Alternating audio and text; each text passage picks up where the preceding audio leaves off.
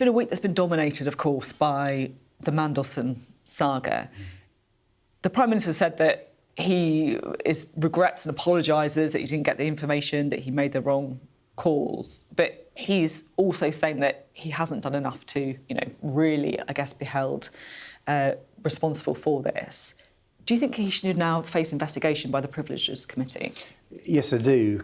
I think we do need to ask many more questions, whether it's about him not following the advice of Simon Case, who was the Cabinet Secretary, who said you did need to get security vetting before you confirmed Mandelson in place, or his looking for a job for Matthew Doyle. I mean, there's a lot of questions that still need to be answered. But I think it's the overall approach of this government. I mean, you remember Boris Johnson, a bit of a rogue. People had sort of almost baked that in when they voted for him. They expected he was. They almost expected he was, not going to always tell the truth. And obviously he tripped up and quite rightly went, particularly over the scandal of Partygate. But I think, Keir Starmer ran, didn't he, as not Boris Johnson. He ran as someone who was going to be straight. You could trust his judgment. He wouldn't be chaotic. And there'd be change, and he's not delivered that. And I think that's why people are so, frustrated. Do you think he needs to step down over this? Should he resign? Well, I've already called for that, but I think there's now the Labour MPs have got to reflect really hard on this. The Prime Minister has not delivered the change. He's kept the chaos going. They've made so many bad mistakes, and not just on this, on the economy, on taxes. Frankly, I would argue on the relationship with Trump, which is in many ways behind the whole Mandelson saga. And I think that's damaged our economy and damaged our country. And they've been very timid on things like, rebuilding the relationship with Europe. So I think Labour MPs will probably say, look, he's not going to take us to victory. He's damaging the government and damaging the country. Just on this call for him to resign specifically over this, because nobody's actually contradicting the Prime Minister's version of events, that he wasn't told about these findings, and also that he personally didn't put pressure on the Foreign Office. So, he sacked those people who he holds responsible for that. He shouldn't have to resign over that, should he? Well, we have said that if he was shown to mislead Parliament, and one of the reasons I want the Privileges Committee to look at that is because I think there's still suspicions around that, to be frank. But it has to be deliberate misleading, doesn't it? Well, it can't just be misleading because you didn't know something. That would be unfair, wouldn't it? So let the Privileges Committee look at the detail, because I'm not convinced by some of the Prime Minister's answers, to be frank with you. But let's look the Privileges Committee look at it. No one's contradicted him, have they? So Ollie Robbins didn't contradict what his argument. I still think there are a lot of questions. So I mentioned the fact that he didn't follow the advice of the Cabinet Secretary, Simon Case, which was in December, before the appointment was confirmed, that security vetting should happen first. So there's a real question of whether he followed due process. He's telling Parliament he did follow due process. So there are some issues to be asked. But I think, frankly, for the country, I can't really speak for the Labour Party, but for the country, he's not really delivered on what he said he was delivered. And I think we have to move on. We have serious threats. We have the inflation, because of Trump's idiotic war, an economy that's failing. We need a change. But some would say that is the risk of a change as well, right? That we do have this international conflict, that we do have inflation that is already ticking up and is expected to go higher, that, we're talking about jet fuel running out, for example. Is this really the time for a leadership contest that would be, by its nature, destabilising and distracting? Well, Labour would have to, any new Labour leader would have to change policy in a quite significant way, because I think it's the policies that Keir Starmer is behind that have caused the problems.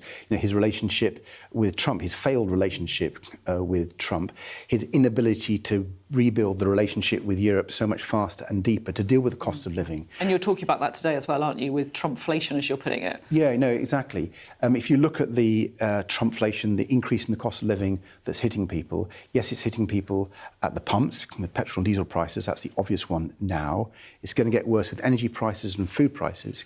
But actually, and people have missed this, it's hitting people in mortgages. So the fixed deals, 2-year deals on mortgage costs have gone up by a percentage point.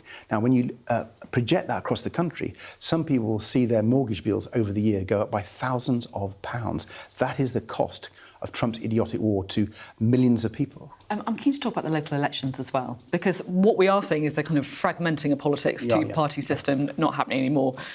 So you'd think that was a huge opportunity, right, for other parties as well. But, the Lib Dems aren't necessarily benefiting. You're fifth place in the polls. If you look at, for example, you're the guy who's taken the Lib Dems from being the third party to being the fifth party. No, we're the third party because we had our best result for 100 years at the last general. But let me take your... A lot's changed since that election, as you know. Well, a lot's right? For all parties. Come on, this is sort of the point. You're not taking advantage of it. Well, we keep winning in local elections. Last year we won more council by-elections than any party. But let me take you to May, because we're going to do really well in May. You can look whatever poll you like, but we're going to make big gains. We're going to make gains off the Conservatives in places like Surrey and Sussex and Hampshire and Hertfordshire and Huntingdonshire. We're going to make gains off Labour in London, in Birmingham, in Newcastle. I think we're doing really well in Scotland. So I think you will see on May the 8th and the 9th, as the results come through, Liberal Democrats making gains both from Tories and from Labour and across the country. Do you take responsibility as leader for taking your party to third place in the polls to fifth place in the polls consistently over this year? I take responsibility for our best result in 100 years under my leadership. Because in a kind of weak field, it feels like you're the one who's underperforming. I don't think we are in elections. So you can take polls. Before the last general election, people said, well, you're not performing well in the polls. And we got our best result for 100 years and 72 MPs. Last year, people were saying, well, look at the polls. We won more council by-elections than any other party. So the polls that matter are when voters vote and they go to the ballot boxes. And so far, under my leadership, we've kept winning. I'm arguing to you that in May, we'll have our 8th year in a row of consecutive gains in local elections. That's never happened before. And by the end of this Parliament, we're going to be one of the 2 biggest parties in local government. Let me say that again. By the end of this Parliament, we'll keep winning and be one of the 2 biggest parties in local government. And when you go into the general election with 72 MPs and being one of the biggest parties in local government, we will be crucial to the outcome of the next general election. Just finally, I'm hearing rumours about the Greens and the Lib Dems doing, I guess, kind of unofficial deals in these elections. I haven't heard those at all. Campaigning in some wards, kind of carving them up so you don't split the vote, so you take more vote, you've got more chance of unseating Labour in these wards. You're saying you haven't picked this up at all? Not at all. I mean, I've seen as where we're going head-to-head with the Greens in some places. But it is true that many of the areas that we can really win are areas where the Greens are weak. In Surrey, in Sussex, in Hampshire, in Hertfordshire, the Greens are nowhere.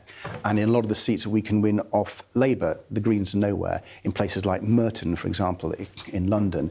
And it just happens that they're nowhere strong. And so lots of people talk about, different parties doing well in other areas. In the areas where we're competing, we're doing really well. OK, thank you very much indeed. Davey speaking to us there. Thank you.